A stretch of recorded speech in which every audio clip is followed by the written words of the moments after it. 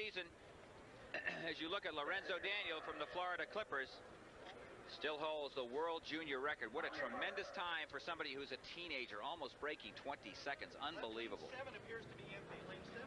America very strong in this event. You look at Atlee Mahorn doubling back off the 100 meters. 4 of the top 10 in the world last year were Americans. We've had up to 6. Now we've had a scratch. Jeff Williams will not be in lane 7, so scratch Williams from 7.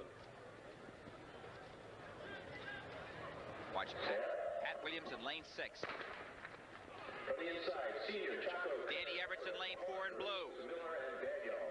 And coming on strong, but next in Stanley Kerr, real strong curve. Onto the straightaway they come, but Williams, who won the 100, comes off the turn first. Can he be run down by Danny Everett? No, on the outside.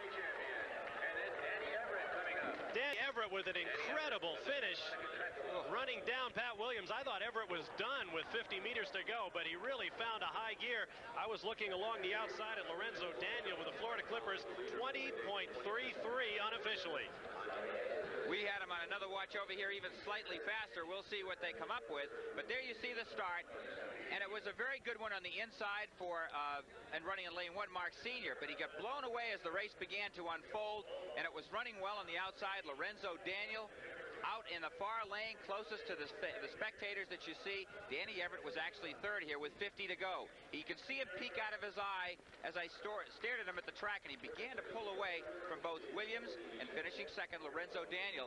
Very fine, even race for Danny Everett. Let's hear about him now with Dwight. As we've always said, Danny Everett's the kind of guy that you could have a microphone in his face after the finish line of a 400. 200 must be twice as easy.